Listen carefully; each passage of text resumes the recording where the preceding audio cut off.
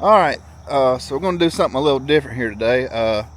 Got my buddy Jason Travis here. How's it going? He's in my Facebook group and follows me here on YouTube, and we're going to overseed his yard today. It's a turf type tall fescue, and it's non-irrigated, and it's in really good shape for a non-irrigated yard. So he's doing a good job there. So Jason, what have you done to prep this? Well, so far I've went ahead and took my JR Co rake and went through, and I didn't go too aggressive because in the past I've seen it's a little too rough on if you go too deep with the tine. So if you do get one of those, make sure you just kind of play with it in an area of the yard that not that you don't care about, but that you're not going to see. Don't do it in the front yard.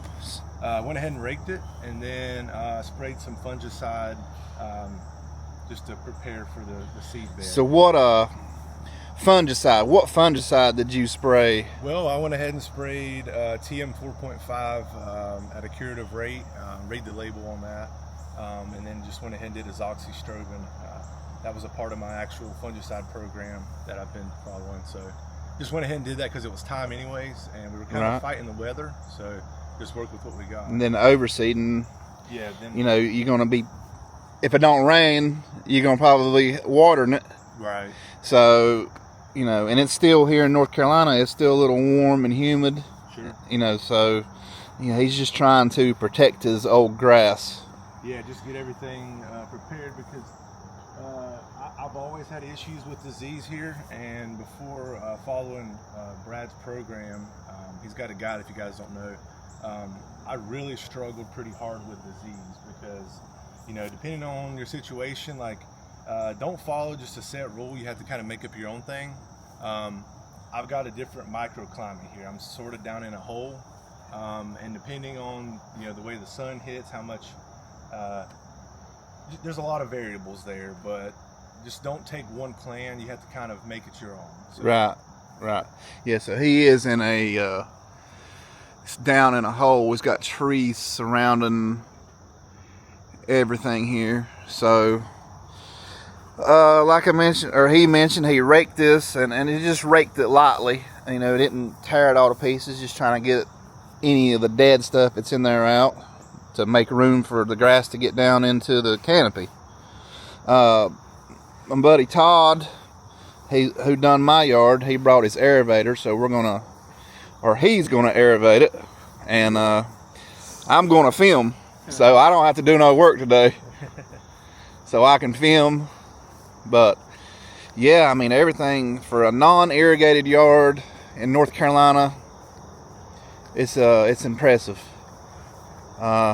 No, I do have to say that every once in a while I will cheat and use my tripod sprinklers, but that's under really extreme situations. Yeah. And honestly, no matter how much water you put at it, if it's heat stressed, it just is what it is. It is what it is. But thankfully for me, this year we had a lot of rain this summer. Typically, this wouldn't look so hot. I mean, it would be pretty crispy, like I'm sure a lot of you guys have seen. Yeah. So Jason, he's about 35-40 minutes from my house, and he got rain, but I got no rain. Yeah, it's like it just went around me, and you know, got it here in Conover, North Carolina. So what we got going on right here, Jason, in these spots? These are, I've always had some thin areas here, but regardless of that, this is taking care of some common Bermuda. So we had common Bermuda there. What'd you spray on this? I used a mixture of Fusilade and glyphosate. Kind of mix those up and just spray around the area. A lot of guys, what they'll end up doing is just doing a little small area here, but just really hose it down. You're not going to hurt anything. Right. Make sure you go around the perimeter. Yeah, I mean, if you're trying to get rid of it, get rid of it. Don't. I mean, if you really get down here and look, you can actually see that these runners. I mean, look, it goes from here to here. If you really pull that up. And it's even going further out this way. So, I mean, you can go out 2 or 3 feet if it's been laying down all summer. And usually when I rake it is when I see that. Right. And of course, if it's a little dry, that lime green of the Bermuda really kicks in, you can tell. Right. So I mean, he's looks like he's prepped it fairly well. I mean, that's about, for common Bermuda spot, that's about all you can do. And hopefully you heard that, but he sprayed Fusilade and glyphosate, and I think he done Fusilade the first app, and then it's been glyphosate after. He's done 3 apps. I don't spray the Fusilade anymore after that first app because I think it's a 30-day interval between that and seeding. 30 days between that and seeding. Don't make that mistake if you can. I mean, so, but yeah, I mean, it's for non-irrigated, it's impressive. And this was renovated in 2022. So this was all bare dirt at that time. So it was renovated in 2022, just the backyard. So just basically from where those Bermuda spots are, back that way.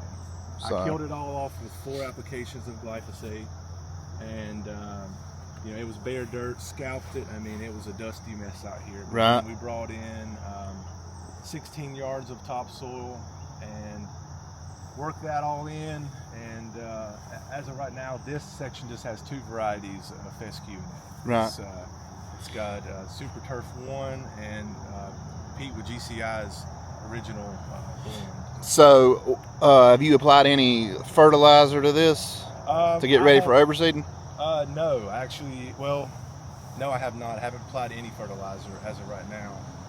Just because, for one, I didn't have any on hand, and I know that's a common mistake people make. I mean, you should prepare for that, but I just figured that I would do that at the time of seeding if I needed to, and really I just spoon feed when it comes to going into the fall anyways. Yeah, so me personally also, I really don't think, I mean, unless you just need phosphorus, what's the use to put a phosphorus fertilizer down? I mean, you know, if your soil's deficient in it, yeah, but if it's got plenty of phosphorus on the soil test, you don't need it. Like on mine, my phosphorus level is fine, and I didn't even apply any granular fertilizer. I applied 1/10 of a pound of nitrogen the day before I overseeded, and that's it. So what seed are you going to be using? I'm going to be using Super Turf 1 from United Seeds. So he's using Super Turf 1 from United Seeds, which is an excellent seed. Yeah, I've had good luck with it, and in the past, I mean, I know it is I guess a lateral spreading fescue, and I can't say I've seen a major difference, but I have seen in certain areas, like we can go down here and take a look at this. There's an area that really didn't get seeded very well, just because of the shape of my yard and pushing with the spreader traditionally and everything. This area literally only had probably 10 little fescue plants, and completely, for the most part, I know it's pretty bare, but this filled in. So, I mean, all of this is all Super Turf. So he said this was completely bare. Like these areas here, I know fescue's usually kind of, some of it is clumping. Yeah. It's definitely, it fills out laterally, as they say. So the lateral spread has filled in this area. And after this overseeding, it should be in pretty decent so after shape. this, it should be pretty good to go. So what we're going to do is, like I mentioned, Todd's got his aerator here. It's nice to have friends with toys like that. Right. But I think what we're going to do is go down with about 4 pounds per thousand, 4 to 5 pounds per thousand grass seed. So this is what Jason's running for seed. He mentioned his United Seeds Super Turf 1. So obviously it's blue tag. It's all lateral spread varieties. It is 4th Millennium, Dynamite GLS, Firecracker GLS, and Titanium GLS. 0 crop, 0 weeds, so that's an excellent seed, excellent mixed seed. Great company to deal with also. So I just wanted to show you guys this right here too. This man's pretty serious in lawn care, so this is a GCI Turf Cart Buddy, 50 gallons. It's nice, I ain't gonna lie. It's well built. How many feet of hose is that? It's 300 feet of hose. 300 feet of hose. 7 gallons per minute pump. 7 gallon per minute pump. I've got the your typical attachments yeah, here. he's using the Kim Long gun. And I've also got the spray wand from him as well, which I haven't had a chance to use a whole lot. It's a little dirty on that side. This double agitators. So this is it's a real deal right here. And I have enough hose to go from here all the way to the very front yard. So he can cover it here and go all the way around his yard. So this is that's a serious piece. I just thought I'd show you guys that. So this is what it looks like with an aerator on an overseed.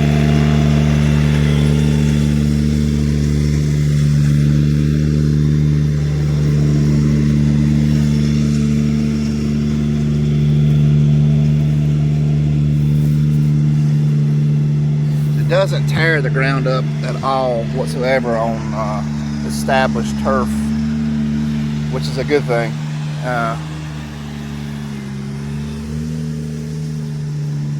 There's seed in the holes, and then there's seed throughout, not in the holes, so should get excellent germination here.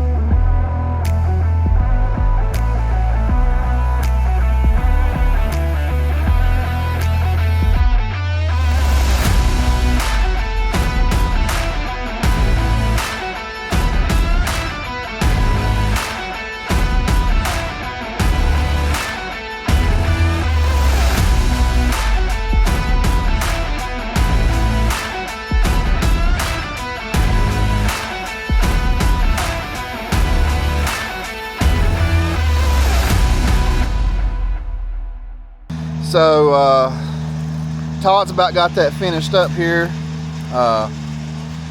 The easy work is done. Now comes the hard part. Jason's gonna spot seed these these bare spots here, and then what he'll do is take the old garden weasel there and make the seed disappear in the dirt.